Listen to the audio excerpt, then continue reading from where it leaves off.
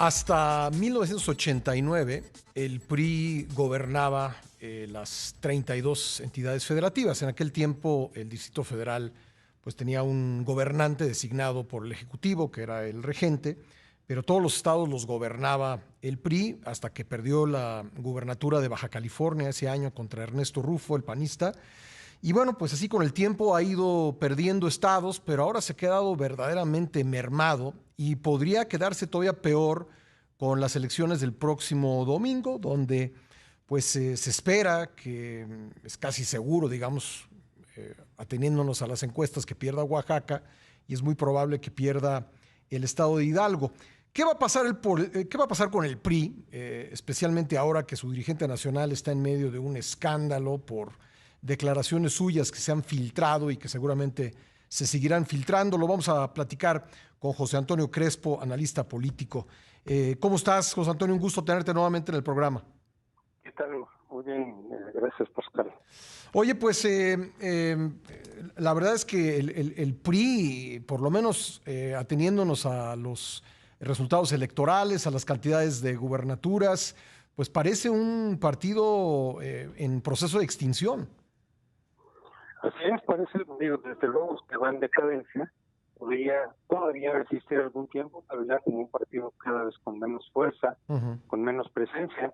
Cuando perdió la presidencia en el año 2000, tenía todavía muchísimos estados, más de 20 y tantos estados. Entonces Sí. se decía, primero podemos extraer la conclusión de que puedes tener o no tener estados y eso no necesariamente está vinculado con la presidencia de la República.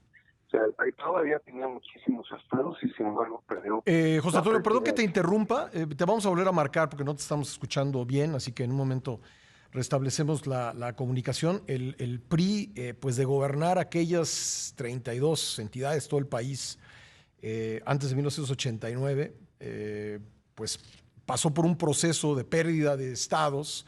Nos decía José Antonio Crespo que tenía una veintena cuando perdió la presidencia en el año 2000 y pues ahora tiene solamente 4. Podría perder 2 y podría ganar 1, con lo que se quedaría con 3, que sería el número más bajo de toda la historia. Y además de los estados que le quedan, el Estado de México y Coahuila, o que le quedarán, pues son estados que nunca ha perdido un candidato priista, siempre ha sido priista el gobernador. Así que son de alguna manera bastiones. Es el caso de Hidalgo también, que pues es muy probable que lo pierda. Ya veremos qué pasa en las elecciones. Pero bueno, pues es un número francamente bajo de gubernaturas. Te tenemos de vuelta, José Antonio, una disculpa por eso. ¿Nos escuchas? Sí. Sí, adelante, por favor, con lo que nos estabas comentando, si eres tan amable.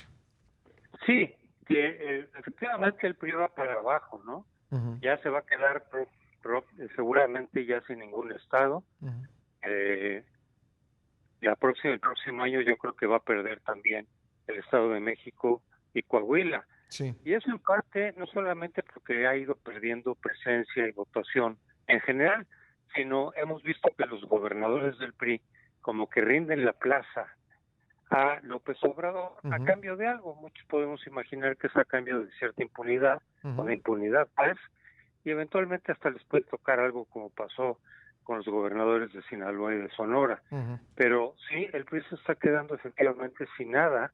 Recordaba yo que en el año 2000, cuando perdió por primera vez la presidencia, de todas maneras se decía, bueno, pero el PRI tiene a muchísimos estados, ahí se resiste, de ahí puede recuperarse, y como efectivamente pasó, y entonces en 2012, por distintas razones, pero pudo regresar al poder. Se le dio una segunda oportunidad, que la desperdició completamente con tanta corrupción y con tanta frivolidad por parte de Peña Nieto, al grado en el cual ya en el 2018 ya perdió muchos estados, venía perdiendo muchos estados. Recordemos la elección del 2016, cuando perdió 9 de 12 estados que estaban en disputa. Se quedó solo con 3. Ya desde ahí ya se veía que la gente le estaba cobrando la corrupción. Y en el 18 perdió también varios estados y quedó en tercer lugar, no pudo remontar el tercer lugar. O sea, ahí sí ya fue la peor caída en su historia, Ujú. y esta ha continuado. El año pasado perdió varios estados, este va a perder los estados en disputa que siguen gobernados por el PRI, y repito, yo creo que es muy probable que el año que viene también pierda el Estado de México y Coahuila. Y va a llegar el PRI al 2024 sin ningún estado, ya ahora sí en estado de, digamos, de inanición Pues política. parece que Durango, ¿no? Parece que Durango será el único que, y gracias a la alianza con el PAN, un priista será gobernador del estado de Durango, pero sí, tal parece que podría quedarse así, ¿no? Tal vez, y en todo caso, de todas maneras, pues es de coalición, será un Ujú. priista. Pero Sí, bueno, priistas también están en Morena. Se sí. puede decir que los candidatos de Morena que ganen son priistas, Oye, porque hasta hace poco, en muchos ajá. casos, eran priistas, hasta hace pocos años. Pero en realidad, aún en Durango, si se impone la coalición, es coalición. El Ujú, PRI por sí mismo ya no puede ganar. Puede, si acaso, mantener acá algunos candidatos, pero bajo la coalición. ujú. Eso de todas maneras refleja ya mucha decadencia de parte del PRI. Desde luego también el PAN, pero el PAN está en una situación menos débil, menos frágil. El PAN Sí, puede venir en ascenso otra vez. En cambio, del PRI se ve ya como prácticamente un descenso creciente. ajá. Pues a ver cuánto tiempo puede mantener el registro. Desde luego, no digo que vaya a perder el registro y desaparecer en 24, pero ya va en clara Ujú. decadencia. Lo más que puede hacer el PRI es estar en coaliciones cuando así lo permitan las condiciones, que ahorita desde luego lo que le queda a la oposición Ujú. es coaligarse entre ellos, es lo más que les queda. Estamos conversando con el analista político José Antonio Crespo. José Antonio, por ahí dicen los cínicos que el PRI no se destruye, solo se transforma, que pues los anteriormente priistas se cambiaron de partidos políticos y ahora están en posiciones relevantes de la estructura de poder. ¿Tú crees que esta tendencia va a continuar y sobre todo continuar hacia Morena, hacia el actual oficialismo, que las derrotas, las previsibles derrotas del próximo domingo y las que vengan van a hacer que los priistas acaben de transitar hacia Morena? Sí, desde luego, no en todos los casos, por supuesto, hay muchos priistas que pues que o siguen en el PRI o a lo mejor incluso se van a algún otro partido o nada, ya se Ujú. quedan fuera de la jugada. Pero hemos visto desde hace mucho tiempo que cuando a los periodistas se les acaba las oportunidades en su partido, se van a otro lado. Cuando ya surgió la ruptura del PRD, pues el Ujú. PRD fue un receptáculo de muchos periodistas, empezando por López Obrador. Sí. Quien se fue al PRD había estado en el PRI, en el gobierno de la Madrid todavía, un gobierno neoliberal. Ujú.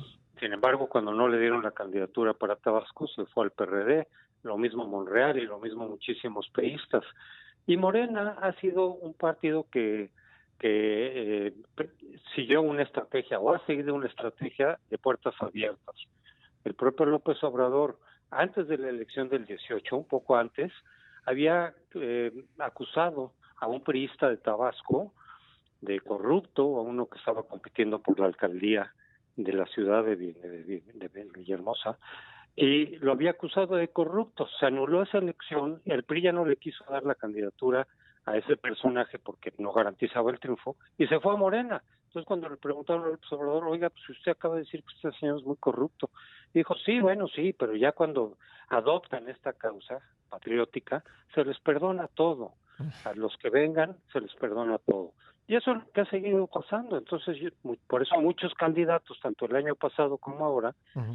pues son priistas incluso recientes, no es de que se hayan ido del PRI hace 20 años, sino hace poco tiempo. Ujú. Yo creo que sí va a seguir ese éxodo de muchos priistas que se van a Morena, y sí, ya soy de esos cínicos que dicen que Morena es realmente el PRI reciclado, pero no es el viejo PRI, el PRI nacionalista revolucionario, Ujú. el PRI que quiere ser hegemónico otra vez, el PRI que incurre fraudes electorales, el PRI que pasa por encima de la ley porque puede. Ese es el PRI el que estamos viendo otra vez reciclado en Morena. Ujú. No idéntico, obviamente, no tiene la misma fuerza institucional que llegó a tener el PRI, pero eventualmente podría tenerla.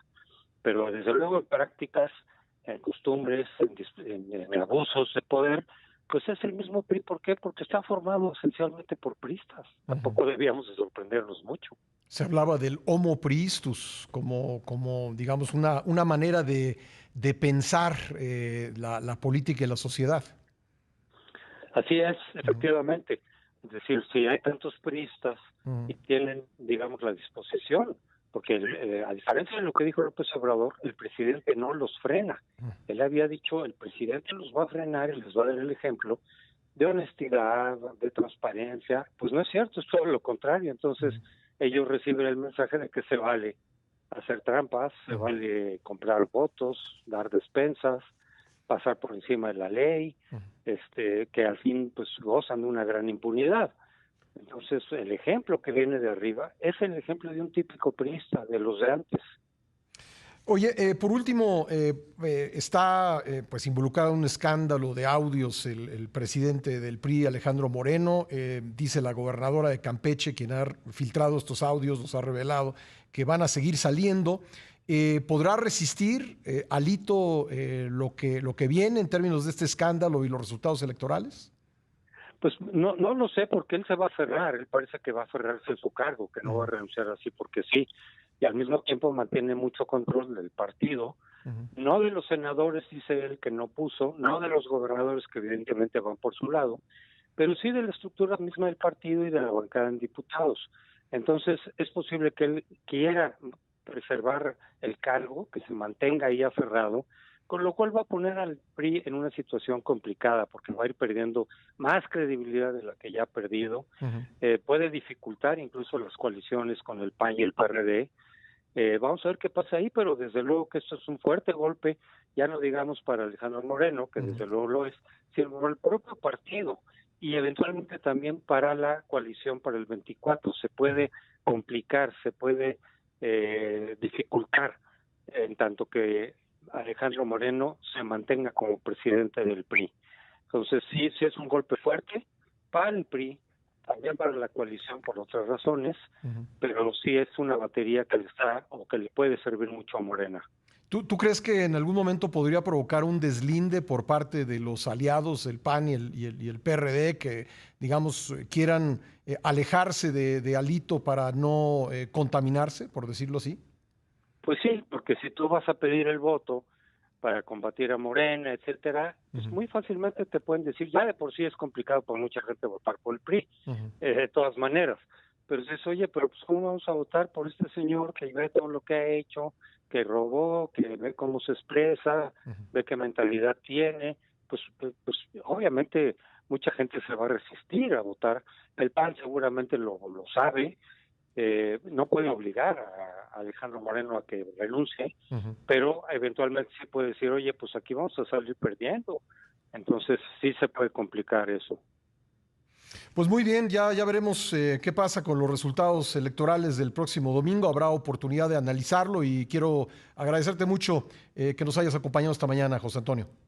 Claro que sí, Pascal, hasta luego. Gracias, José Antonio Crespo.